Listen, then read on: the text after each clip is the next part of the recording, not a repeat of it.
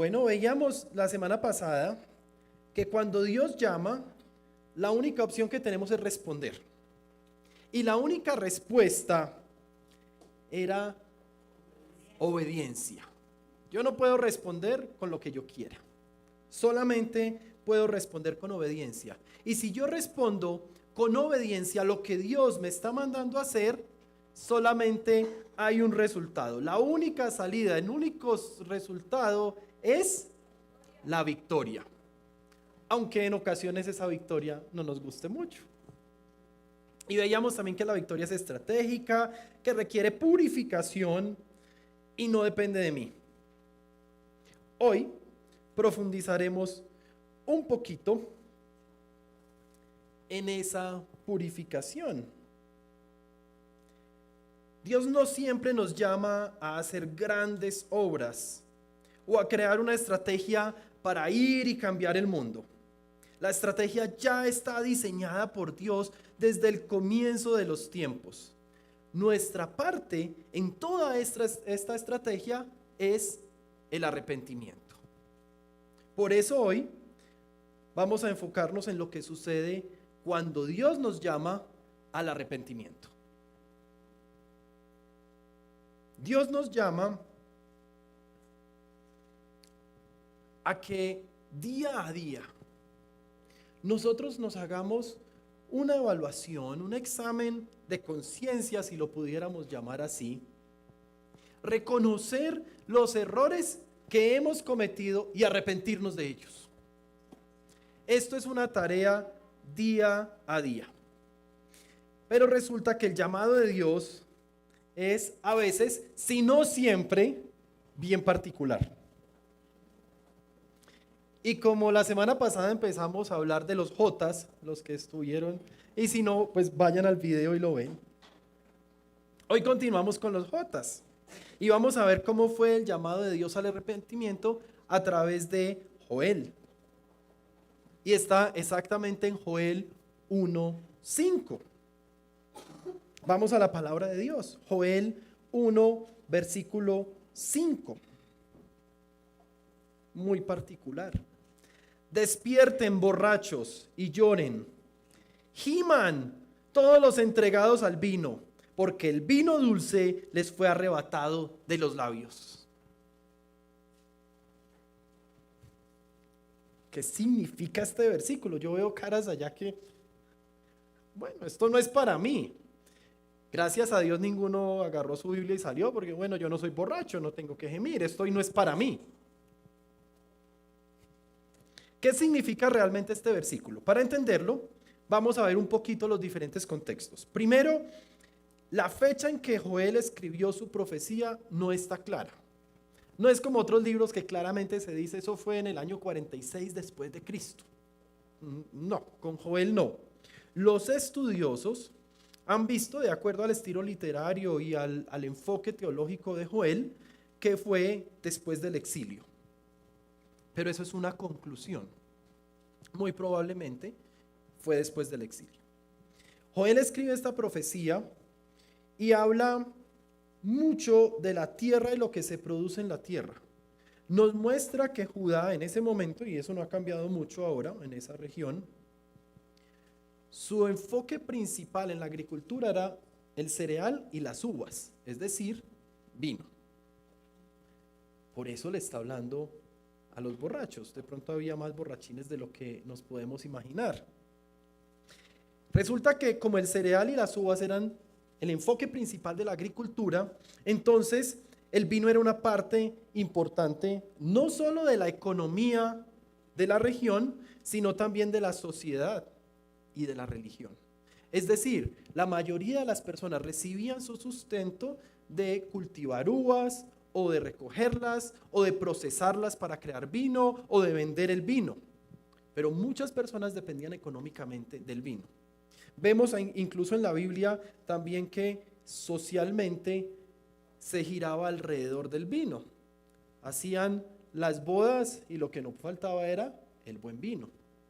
El primer milagro de Jesús registrado en la palabra fue convertir agua en vino. Era algo bien común. se tomaban una copa de vino cuando se comían el pan. Nos enseñó Jesús a hacerlo para recordarlo a Él. Y en cuanto a la religión, también se usaba el vino. Por eso es que Jesús integra el vino en una cena con sus amigos, con algo que perduraría hasta nuestros tiempos, la Santa Cena, con pan y vino. Entonces no era algo extraño para ellos. En ese momento nadie se iba a parar a decir, ¿cómo así? ¿Y por qué Jesús está usando vino? Era algo muy común. Incluso desde edades muy tempranas, ellos se les permitía tomar vino, menos fermentado, muy controlado, pero se les permitía a los niños tomar vino. Por eso es que cuando a esta región, cuando a Judá le llega una catástrofe en la parte, en la tierra, en sus cultivos, con el ambiente, que deja de llover o que hay inundaciones o que la tierra se dañó la tierra, pues es gravísimo. Por eso es que se vuelve una catástrofe. En la actualidad, en muchas regiones del mundo, si llega una sequía, pues ellos prenden unas motobombas o activan otros canales, mueven unas compuertas y el agua llega allá. En ese momento, una sequía era una catástrofe, porque mucha gente dependía de las uvas, la sociedad giraba en torno del vino de las uvas y en la religión se había incorporado el uso del vino. Sería algo gravísimo. Entonces, cuando vemos en Joel 1:5 que dice, despierten borrachos y lloren, realmente esto es una clásica declaración retórica. No es solo para los borrachos. Esto es una muestra de que si faltaba el vino sería un desastre económico, social y religioso. Y este tipo de desastre sería identificado como un castigo de Dios. Si llega una sequía, la gente dice, Dios nos está castigando. En la actualidad de pronto no se vive así. En el contexto de ellos, en la cultura de ellos, una sequía, un incendio, cualquier tipo de catástrofes de estas, es castigo de Dios, era castigo de Dios. Y entonces Dios le pide al profeta que haga este particular llamado al arrepentimiento. ¿Por qué decimos o por qué digo que no es solamente para los borrachos? Volvamos ahí a Joel 1:5. Y en un contexto, ya vimos el contexto cultural, económico, social, pero en un contexto virtual, hipotético, en un contexto irreal, para no cargar muchas responsabilidades y que hoy no salga apedreado de este lugar. Podríamos reemplazar borrachos por conejos. Por ejemplo, entonces diría, despierten conejos y lloren. El resto sería, giman todos los que comen, porque la zanahoria les fue arrebatada de la boca. ¿Sería eso grave para los conejos? Claro. O sea, eso haría que el conejo gima. Así como el borracho, si le quitan el vino, él va a gemir. Pues el conejo también gemiría, ¿cierto? O podría ser, por ejemplo, los perros. Despierten perritos y lloren. El resto sería, giman todos los que comen hueso, porque el hueso les será arrebatado. ¿Sí? Un ejemplo más. Niños. Despierten niños y lloren. Entonces los niños dicen, ay, ahora sí era para mí. Giman todos los que juegan, porque el juguete nuevo les fue arrebatado de las manos. ¿Sería una catástrofe eso para un niño? 24 de diciembre le regalan el juguete con el que venía soñando. Y llega el papá y le dice, despierta, vale. Tú que juegas con el juguete nuevo, porque ese juguete nuevo te será arrebatado. Yo no creo que vaya a salir, sí, gloria a Dios que me van a quitar el juguete. Se lo acaban de dar, llevaba 6 meses la pobre niña orando por el juguete. Pero papá, ¿por qué? Ya empezó a gemir. ¿Sí? Esto es la gravedad. Más tarde vamos a regresar a este contexto irreal y vamos a ver qué sucedería si ahí dijera, despierta Jonathan y llora. Entonces, ¿qué iría en el resto del versículo? Pero para entenderlo bien, antes de llegar a esa aplicación, vamos a leer el pasaje casi que completo. Vamos a leer hasta el versículo 15 y vamos a estudiar un poquito lo que dice ahí. Joel 1, versículos del 1 al 15. Esta es la palabra del Señor que vino a Joel, hijo de Petuel. Oigan esto, ancianos del pueblo, presten atención, habitantes todos del país. ¿Alguna vez sucedió cosa semejante? Cuéntenselo a sus hijos y que ellos se lo cuenten a los suyos y estos a la siguiente generación. Paremos ahí un momentico. Joel, ¿qué significa Joel? ¿Alguien sabe qué significa Joel? Significa Jehová, Yahvé es Dios. Joel significa Yahvé es Dios. Tremendo nombre para el profeta. Y cuando dice que es hijo de Petuel, pues simplemente lo que está diciendo es que Joel era una persona de prestigio. Porque cuando en esa época no había apellidos, por eso se decía Jesús de Nazaret, Joel el hijo de Petuel, porque se usaba o la región o su familia para reconocer a la persona. En este caso, Jonathan, como se escribe el mío, no hay más, pero si fuera Jonathan, entonces ahí sí habría que decir Ochoa. Ahí estamos diciendo hijo de Carlos Mario, que es Carlos Mario Ochoa. En esa época se ahorraban todo eso y decían Joel, el hijo de Petuel. Pero eso lo hacían solo con la gente prestigiosa. Si la gente no tenía un prestigio, decían Joel, porque era cualquiera. Acá nos da a entender que Joel era una persona distinguida, era reconocido, era importante. Y entonces la palabra de Dios registra esa diferenciación para que no se vaya a confundir con cualquier otro Joel por ahí de la zona, porque había otros que se llamaban Jehová es Dios o Yahvé es Dios. Y después de ese versículo 1 viene la invasión de langostas y acá esto es como una inducción que está llamando la atención y ojo porque dice, oigan esto, ancianos del pueblo. ¿Por qué está llamando la atención a los ancianos del pueblo? ¿Quién mejor certificador de lo que pasó en la historia reciente, que aún nos afecta, que los ancianos? ¿Quién nos podría hablar mejor del Bogotazo que una persona que vivió las consecuencias del Bogotazo? Su familia salió huyendo del pueblo cuando sucedió el Bogotazo. La familia de Anaelia, ¿no fue así? Ellos fueron víctimas. De pronto Salomé o Andrés, ellos pueden contarnos qué fue lo que sucedió, pero como experiencia propia, el que una persona tenga que salir de su pueblo por entre los matorrales porque no podía salir a la vía y llegar hasta cierto lugar y mirar cómo estaba el ambiente para saber si se seguía escondiendo o dónde había unos de los que no lo estaban persiguiendo, eso solo lo cuentan los ancianos, los que vivieron la historia. Por eso esta profecía dice, oigan esto, ancianos del pueblo. Es decir, oigan esto, ustedes que saben que esto sí es verdad. Porque además los otros están muy ocupados con el vino en la boca. Entonces dice, Joel es como Pablo, él recurre mucho a la retórica. ¿Alguna vez sucedió cosa semejante? O sea, ancianos del pueblo.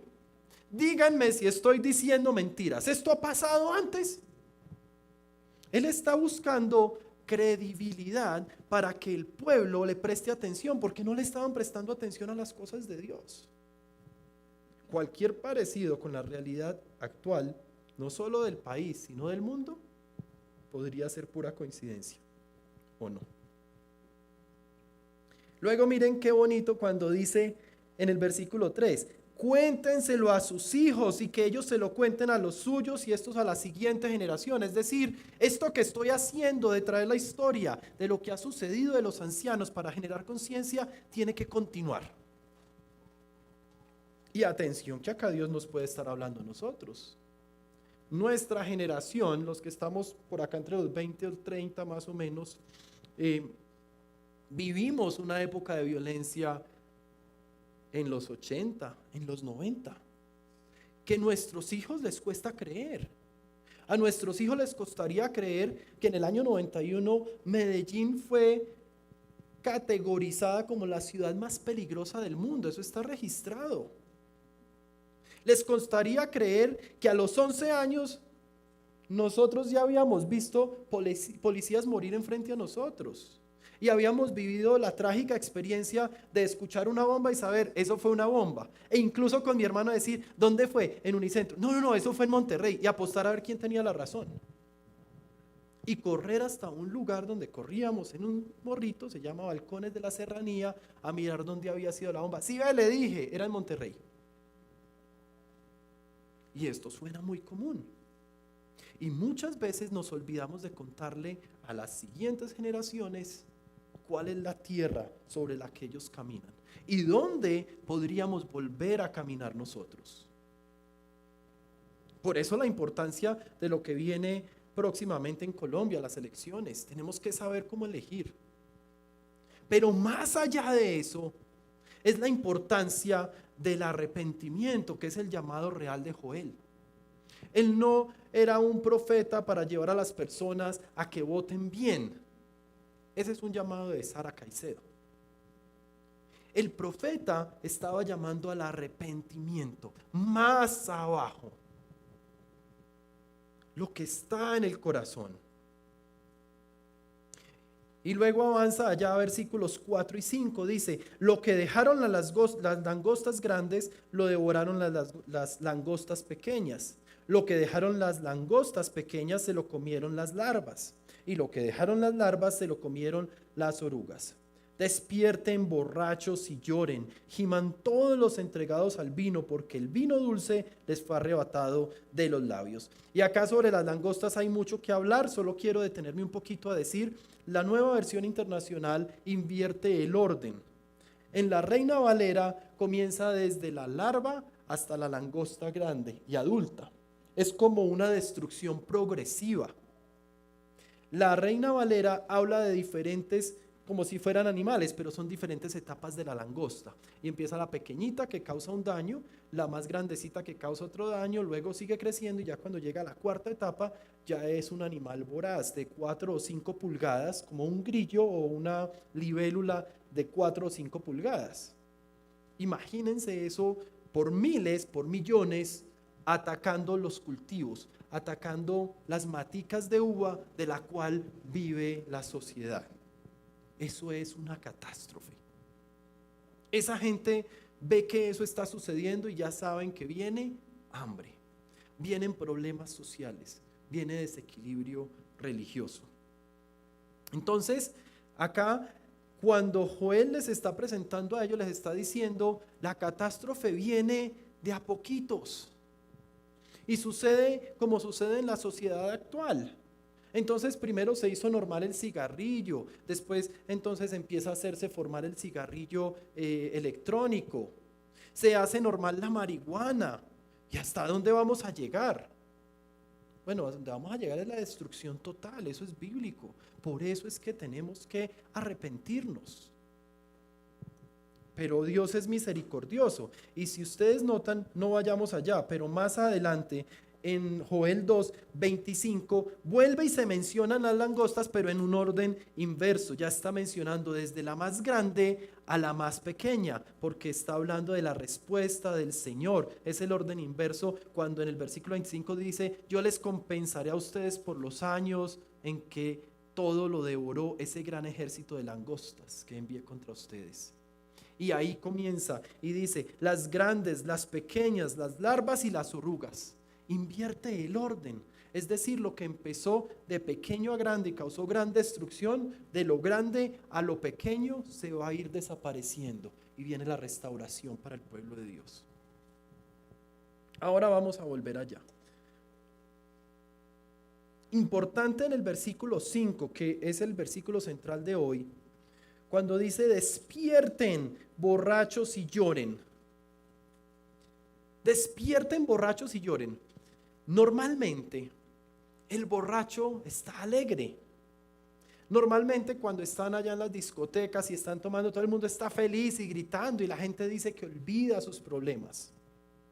Entonces decir, despierte y llore, es decir, póngase las pilas, ábrale los ojos a la realidad. Esto no le está solucionando los problemas. Ni la zanahoria le resuelve el problema al conejo, ni el juguete al niño, ni a mí, lo que sea que me está llevando a embriagarme y alejarme de Dios, por lo cual me tengo que arrepentir. Versículos 6 en adelante. Una nación poderosa e innumerable ha invadido mi país. Tiene dientes de león, colmillos de leona. Asoló mis vides, desgajó mis higueras, las peló hasta dejar blancas sus ramas, las derribó por completo. Mi pueblo gime como virgen vestida de luto por la muerte de su prometido. Las ofrendas de cereales y las libaciones no se ofrecen ya en la casa del Señor. Hacen duelo los sacerdotes, los ministros del Señor. Los campos yacen devastados. Reseca está la tierra. Han sido arrasados los cereales, se ha secado el vino nuevo y agotado el aceite. Toda la base productiva sobre la cual depende esta región ha sido destruida. No hay nada, es desolación. Pero pregunta, ¿acá está narrando Joel lo que va a suceder o lo que está sucediendo? Lo que va a suceder. Le está profetizando, está diciendo pilas porque viene esta catástrofe, viene este desastre.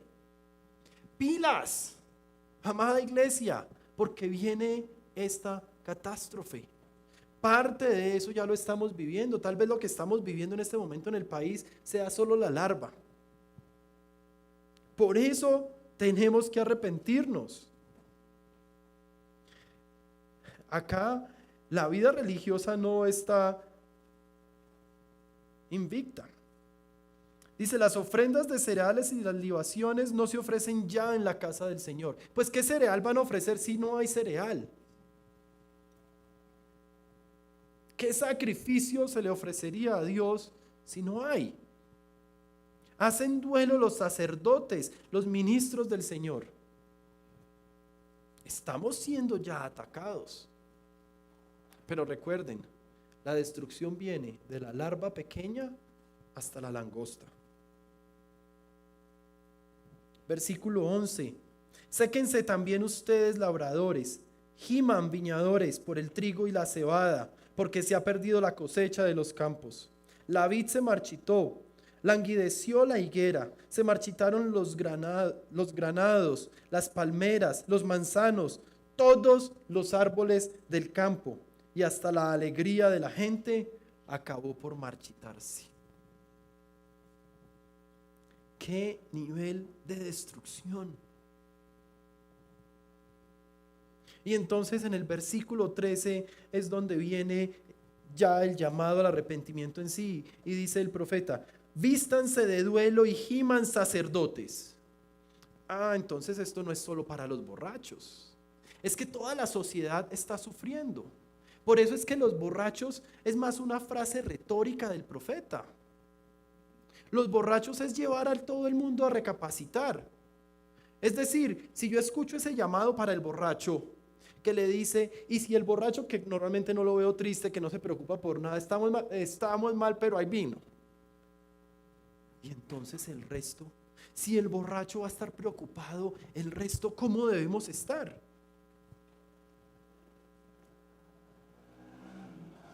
Vístanse de duelo y giman sacerdotes. Lamentense ministros del altar. Vengan ministros de mi Dios y pasen la noche vestidos de luto, porque las ofrendas de cereales y las libaciones han sido suspendidas en la casa de su Dios. Entréguense al ayuno. Convoquen a una asamblea solemne. Reúnan a los ancianos del pueblo en la casa del Señor su Dios. Reúnan a todos los habitantes del país y clamen al Señor. ¡Ay de aquel día! El día del Señor que ya se aproxima. Vendrá como devastación de parte del Todopoderoso. El profeta viene a decir, viene destrucción. esto se va a poner feo. Y trae la solución de Dios. ¿Cuál es la solución? Pues la solución es que nosotros nos entreguemos al ayuno, que convoquemos una asamblea, que reunamos a los ancianos del pueblo, que reunamos a todos los habitantes del país, que clamemos al Señor.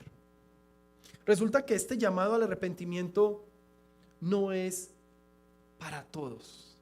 Este llamado al arrepentimiento es personal. Este llamado al arrepentimiento es para mí. Creo, sospecho que para ti también. Pero lo tengo que tomar que este llamado al arrepentimiento es para mí. Entonces, ¿cómo terminaría Joel 1:5 si en vez de borracho dijera mi nombre? Vamos a hacer este ejercicio. Despierta y ahí pones tu nombre y llora. Gime tú que, ¿cuál es tu pecado? Porque ¿cuál es tu ídolo? Nuevo te fue arrebatado de tu corazón.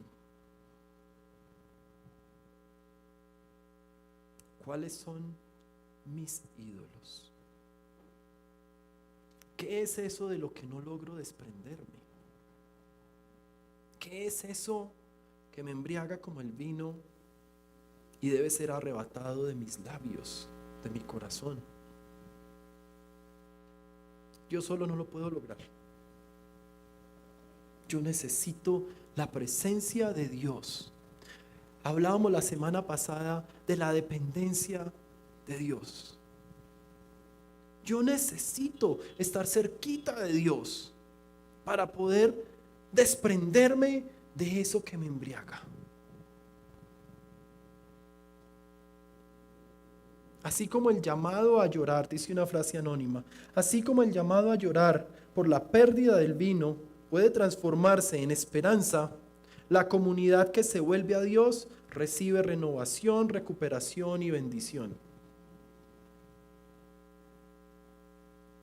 Joel 2 inicia con el relato de los hechos catastróficos que estaban ya sucediendo. Y el versículo 12 es un llamado para el pueblo de Dios. Un llamado en tiempo real, un llamado en medio de la destrucción. Joel 2 dice, ahora bien, afirma, no el profeta. Ahí el profeta está diciendo, yo no soy.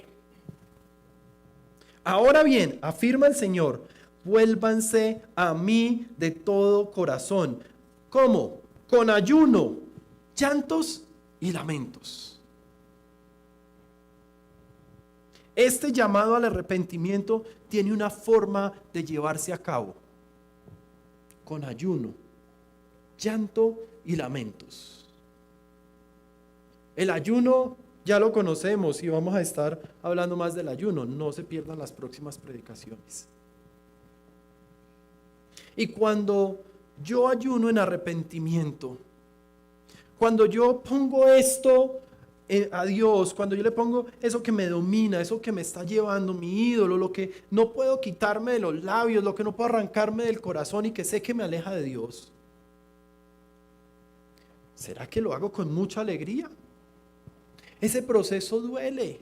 El Espíritu Santo nos toca y nos lleva a las lágrimas.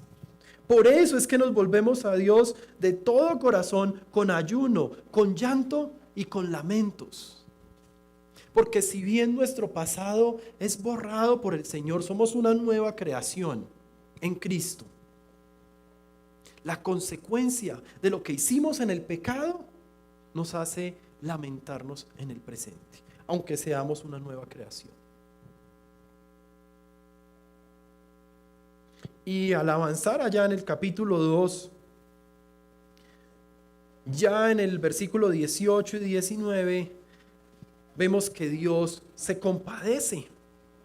No dice ahí que el pueblo se haya arrepentido o que el pueblo haya hecho lo que Dios le está pidiendo que hiciera, pero en ese punto se asume un arrepentimiento del pueblo de Dios. Por eso, en el capítulo 3 de Joel, habla del juicio a las naciones. Sin embargo, termina en los versículos 17 y 18 con las bendiciones para el pueblo de Dios, porque cuando Dios llama al arrepentimiento, hay bendición. Entonces, aquí hay un ciclo. Joel trae un llamado al arrepentimiento, muestra lo que está sucediendo, sucede lo que dice el profeta. Dios es misericordioso, perdona a su pueblo, restaura la tierra. Y viene y termina esta catástrofe que leíamos en el capítulo 1 con tremenda bendición ahí en el capítulo 3, versículo 17.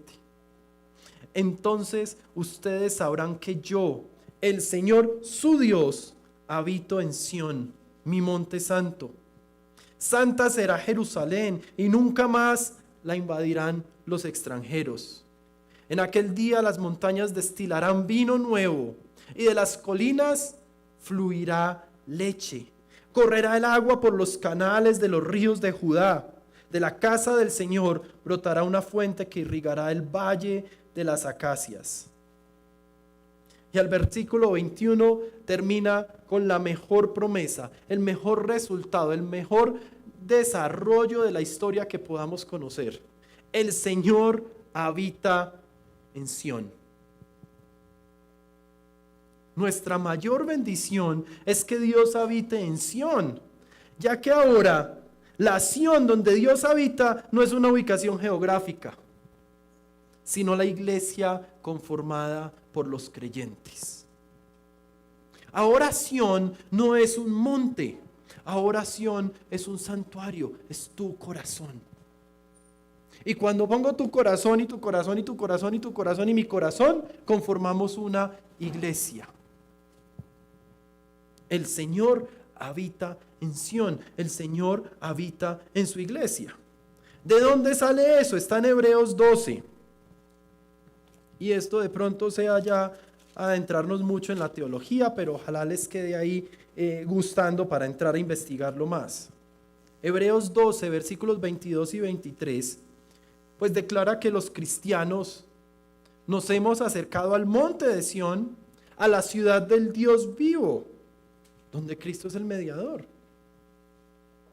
Dice ahí en el versículo 18 incluso, ustedes no se han acercado a una montaña que se pueda tocar o que esté ardiendo en fuego. Versículo 22, por el contrario, ustedes se han acercado al monte Sión, a la Jerusalén celestial, a la ciudad del Dios viviente. Se han acercado a millares y millares de ángeles, a una asamblea gozosa, a la iglesia de los primogénitos inscritos en el cielo. Se han acercado a Dios, el juez de todos, a los espíritus de los justos que han llegado a la perfección, a Jesús, el mediador de un nuevo pacto, y a la sangre rociada que habla con más fuerza que la de Abel. Amada iglesia, nosotros somos Sión.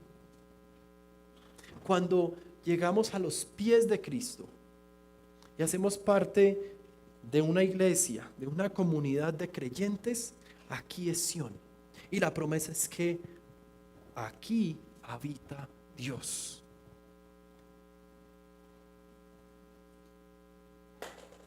Pero realmente el cumplimiento pleno se ve en la promesa final de Cristo estar con su iglesia siempre hasta el fin del mundo.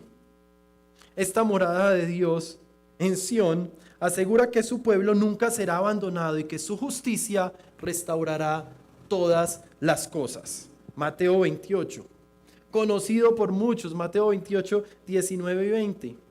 Por tanto, vayan y hagan discípulos de todas las naciones, bautizándolos en el nombre del Padre y del Hijo y del Espíritu Santo, enseñándoles a obedecer todo lo que les he mandado a ustedes. ¿Y qué?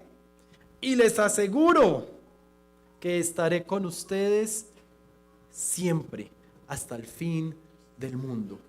La promesa dada al profeta Joel para nosotros de que Dios habita con nosotros se materializa acá con Jesucristo. El mismo Señor Jesucristo, ya no es un profeta hablando de Él.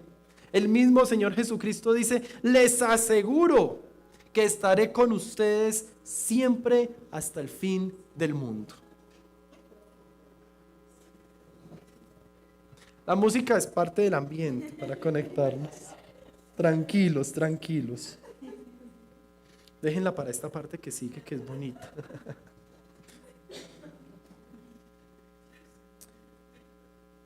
Amada iglesia, hoy les habíamos dicho que hoy íbamos a hacer un servicio de bendición, una bendición especial. Y les trajimos un regalito, la bendición para el 2026. La bendición para el 2026 es lo que estamos viendo. Hoy el Señor nos llama a un arrepentimiento sincero. Hoy el Señor nos está llamando a reconocer lo que nos aleja de su amor, a llorar por lo que tenemos que dar por perdido. Nos está llamando a que volvamos a Él con un corazón humilde. ¿Qué mayor bendición podríamos recibir en este 2026 que experimentar una restauración en nuestras familias, en nuestros barrios, en nuestro país? Qué mayor bendición que este año recibamos provisión incluso suficiente para compartir con los más necesitados. Qué mayor bendición que una renovación en ese llamado que alguna vez recibimos del Señor. Todo lo demás va a llegar por añadidura. Pero hoy reciban esto como una invitación a caminar este año con valentía, con ganas, con misericordia hacia las personas que no reciben estas bendiciones, a practicar la justicia, pero la justicia de Dios. Estoy seguro que si nos volvemos a Dios, Él hará florecer nuevamente los viñedos. Estoy seguro que el Señor, que escucha nuestro llanto y que responde con una gracia admirable, nos va a conceder a través del Espíritu Santo el arrepentimiento genuino. Entonces vamos a recibir las tarjeticas y vamos a orar de acuerdo a esta bendición que acabo de leer. Vamos a orar con la palabra de Dios. Si no lo alcanzan a ver, está bien. Pero es un ejercicio muy bonito orar con la palabra de Dios. Y estos versículos son una selección de lo que nos lleva a nosotros a aplicar en nuestras vidas lo que acabamos de recibir de Dios. Si no lo alcanzan a leer, no se preocupen. Lo importante es que se la lleven para sus casas y ustedes puedan volver a repetir esta oración en la intimidad de su cuarto de guerra, cuando entren a su espacio privado y cierren la puerta. Esto es para llevárselo. Esto es para orarlo. Esto es para vivirlo. Entonces, acompáñenme en oración.